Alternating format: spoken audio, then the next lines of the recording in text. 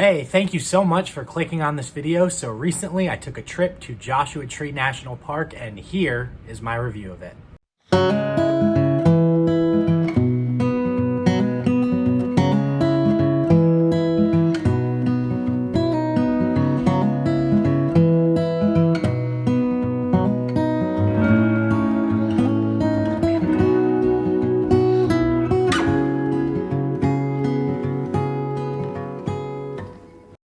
Okay, so I just graduated from college and took a trip out west. Along the way, I had the opportunity to stop at Joshua Tree National Park.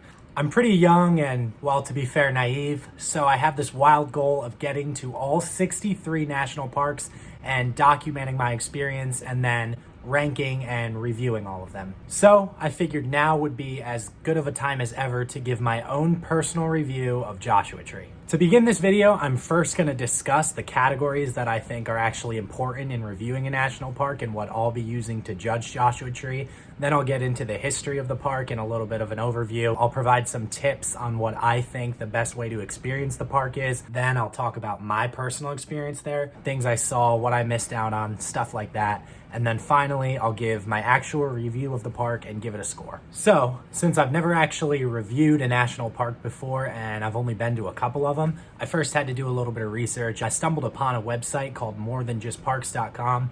Basically, this is two guys who went around the country, went to every single national park, and came up with 5 categories to rate and review a national park. Those categories were accessibility, basically how easy it is to actually get inside the national park, recreation, pretty much just what you can do at the park, you know, hiking, biking, going on the water, things like that. Crowds, basically how many people there are going to be. Amenities, so if the park has visitor centers, campgrounds, lodges, bathrooms, things like that. And then finally, what I think is the most important category, scenery. To me, this is why you go to national parks. You want to see beautiful things you're not going to see anywhere else in the world. So those are the 5 categories that More Than Just Parks has laid out. Naturally, I didn't want to completely copy these guys, so I came up with a few more categories on my own that I think add to how you can rate national park. The categories I came up with are first, uniqueness, how different this place is from anywhere else in the rest of the world. Another factor I included was key features, what most people and most tourists are going to come to the park to see. Navigation, or just getting around the park in general. I think this category can be especially important for beginners like myself. And then finally, the wildlife of the park. I'll call these the bonus categories to add on to what More Than Just Parks did, leading to 9 categories total on how we will review Joshua Tree National Park. So let's get into it. So Joshua Tree National Park is actually one of the more recent national parks to be designated. It was considered a national monument since about 1936 and then gained national park status in 1994, so pretty recent. As for visitation, Joshua Tree actually gets over 3 million visitors a year, which according to my guide puts this at the 11th ranked most visited national park, which surprised me at first, but I honestly think the biggest factor of this has to do with the location of Joshua Tree. If you're heading from Los Angeles to Phoenix or vice versa along Interstate 10, you practically can't miss the park. It's just a few exits off. I think this whole factor kind of plays into some of the larger crowds you might face at the park. The recommended best time to visit the park is anytime between October and April. I came here in January, so this was during that time frame. I don't think it matters a whole lot. You just don't really want to be there in the summer because the climate doesn't really change a whole lot and it's going to be a lot less crowded in the winter and it's going to be a lot less hot in the winter. Now, we only spent 1 day here. You can definitely spend a lot more time here. This could be a multi-day park if you wanted and you can camp out here, but I feel we used our time pretty efficiently and we did pretty much everything we wanted to in a span of 4 hours. So this is definitely a park that is doable in just 1 day. In my opinion, the absolute best way to travel through Joshua Tree National Park is through a car. The park is kind of laid out in a really cool way in that it is just a singular loop road that's very drivable. You can see pretty much everything you want to do just by driving through it, but obviously we stopped to take some hikes and things like that. Definitely the most drivable national park that I've been to. Our first stop was in Quail Springs. I think this place is a great first stop. It's a really good overview of what you're going to be seeing throughout the rest of your time at Joshua Tree. It's not too far from the visitor center. There's a lot of picnic tables and bathrooms, so it's not super remote yet, but there's also a sense of exploration and what's to come. A lot more of the signature and taller trees that people come to see in Joshua Tree are located here. Joshua trees themselves are actually named after the biblical prophet Joshua. It's said that mid-19th century Mormons named these trees after the prophet Joshua because the silhouettes of the trees resembled how Joshua would pray with his hands raised toward the sky. Might not come as much of a surprise, but the trees in Joshua Tree National Park really make this park stand out. Much like snowflakes, no two of them in the whole park are the same, at least no two that I saw. It's really cool to see how bent out of shape and completely different a lot of them are. Some have bent so much so that they create an arch that we were actually able to walk under. Some are 30 feet tall and completely straight in the air. There's just so much variety between the millions of trees that are located in the park, and this really is what you come to the park to see. To me, the best part about Quail Springs was its incredible ability to showcase Joshua Tree's overall dual theme. There's like an alien seeming landscape that looks like it's a dried up oasis that just stretches for miles and miles. Then you have kind of the other side of the park that really shows off the giant boulders and huge rock formations and things like that. If you climb high enough, you can kind of get a better idea of these dual landscapes and see kind of both sides of what Joshua Tree has to offer. The next stop on our little loop was the Barker Dam hike. This was about a 1 mile loop with very limited elevation changes. The beginning of the loop is kind of a showcase of the large rock and boulder biome that I talked about earlier, while the backside is just completely loaded with Joshua trees. The highlight of this hike is supposedly the large dam at the halfway point. This area was pretty disappointing to us because the dam was completely dried up, given we were there in the winter, so there was really no wildlife around, and it really wasn't that interesting to look at compared to the rest of the hike. The dam itself is not very tall or impressive. I imagine it's a lot cooler when the dam has water in it, but on the bright side, we only had to walk half a mile to reach this. The hike starts with nice gravel paths and even some man-made stepping stones that provide very limited strain for walking. The areas of the hike that are a little bit closer to the dam can be more difficult to get across, but it's pretty easy just to reach the dam and then turn around and walk back the exact way you came from.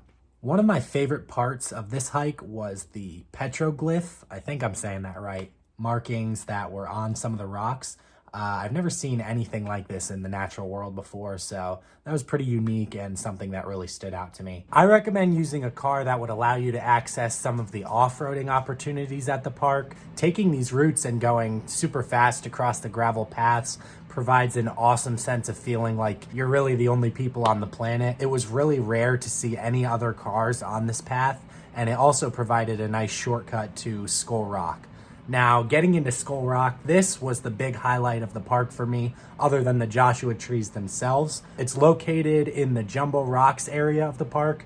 It's not just a giant skull-shaped rock. There's a little bit more to it. There's a huge field of boulders that can be climbed on and walked across, similar to how I discussed at the entrance at the park. This part of the park definitely gets a little bit more crowded just because it's something that, in my opinion, is really a must-do here, but most people are pretty quick in taking their pictures and kind of just moving on. The next kind of big exhibit of Joshua Tree is the Cholla Cactus Garden. Now, this area stretches for what seems to be miles, but it seemed to be incredibly crowded. This was probably the most crowded part of the whole park that we encountered. We ended up not even getting out of our car for this. We just drove right on by, and I feel like we got to see the idea of it. We definitely didn't make the most of this part of the park, but just seeing the miles of cacti stretching across the land is cool enough for me, and there are also plenty of hiking paths along here. In my opinion, the final stretch of the park towards the way out doesn't really have a whole lot to offer. It's probably best for just a quick scenic drive-by like we did. Our final stop was the Cottonwood Visitor Center, which has a short path that gives you some basic info about the plants that are located throughout the park. I actually found this pretty informative. Spent some time here kind of walking through and learning a little bit more. Now, before giving this park a score, I kind of want to talk about some of the things that I missed out on or things that I definitely want to do if I were to go back to Joshua Tree. I know I already talked about the Cholla Cactus Garden. That's definitely something I'd like to get a little bit of a closer look at if the crowds ever go down, but I'm not super bummed about missing out on this part. What I wanted to see the most that we didn't get to see because we were here on a cloudy day in January was checking out the Milky Way on a starry night here. Usually in the summer is going to be the best time to do this. Unfortunately, one of the things we weren't able to see along our loop was the Wall Street Mill hike, which is centered around ancient and abandoned rusted artifacts like cars and an old mill. All right, so now that we've covered an overview of the park and my personal experience, it's time to give Joshua Tree some scores. Although we were only here for 4 hours, I think we were really efficient with our time and got a great sense of seeing the park and exploring most of the major attractions. So therefore, I'm confident enough to give it the following scores. For accessibility, I'm going to give Joshua Tree a 9 out of 10. We were actually taking a trip from Los Angeles to Phoenix, and we hardly had to go out of the way to stop at Joshua Tree. I definitely recommend making the trip if you're ever on that route. For recreation, I'm going to give Joshua Tree a 6 out of 10. There's definitely plenty to do here. It being a desert climate kind of takes away from doing some water things, but the hikes are great. There's a lot of exploring to do. A big boost to the score here came from the ability to actually go rock climbing. This was something I wasn't expecting to be able to do in Joshua Tree, but seeing a bunch of people do that really boosts the score here for recreation. For crowds, I'm going to give the park a 6 out of 10. Now, there's definitely space for you to go and do your own thing. We were hardly bothered or even saw any other people on the hikes. And since we were there in January, when the park usually isn't as crowded, I think it's safe to say that the crowds would get a little worse the closer you got to spring. Moving on to our next category, for amenities, I'm going to give Joshua Tree a 7 out of 10. The visitor centers were easy to get to and well maintained. There was some pretty easy bathroom access, especially towards the beginning of the park, and definitely plenty of room for campgrounds as well. Moving on to scenery, which I personally think is the most important category. So this is the only category I have that's going to be out of 20. Joshua Tree scenery is definitely high class. For this category, I'm going to go ahead and give the park a 16 out of 20. Moving along to my own personal 5 bonus categories, first starting off with uniqueness. And this, I think, is Joshua Tree's biggest strength out of all the categories. Truly, you're not going to find these type of trees anywhere else in the world. The desert landscape itself is a little more common, but the dual theme of this desert landscape with the oasis of trees and just the giant rock formations truly make Joshua Tree a unique and special place. I'm going with a 9 out of 10 for uniqueness. Our next category is key attractions. So as I said before, this category solely evaluates the major must-see spots of the park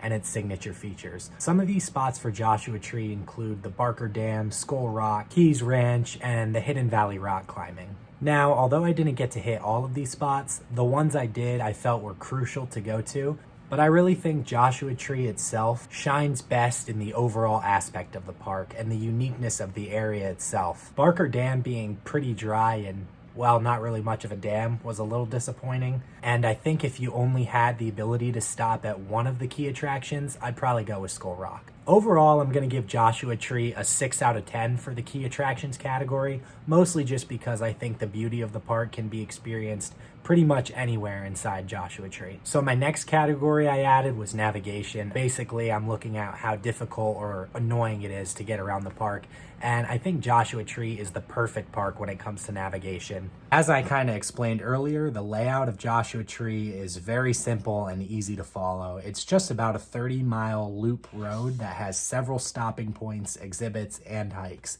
There's also plenty of opportunities to reach remote areas, but as long as you stay on the trails, I really don't think this park is particularly dangerous or easy to get lost in at all. Because of all these pros, I'm going to go ahead and give Joshua Tree a perfect 10 out of 10 for navigation. All right, so my final category that I added was wildlife. If there was a category that Joshua Tree struggles in, it's going to be the wildlife. Other than the actual Joshua trees themselves, which are hugely impressive, there's really not a lot going on here. Personally, I only saw maybe 3 crows. This was kind of expected since we were there in the winter, but it was a little unfortunate and disappointing. There's an opportunity at the park to see some white-tailed antelope, ground squirrels, kangaroo rats, and even coyotes. So I can't really hold this too much against Joshua Tree, but overall, I'm gonna give the wildlife category a 4 out of 10. So with all that being said, totaling up our categories, Joshua Tree National Park is gonna receive a score of 73 out of 100, which is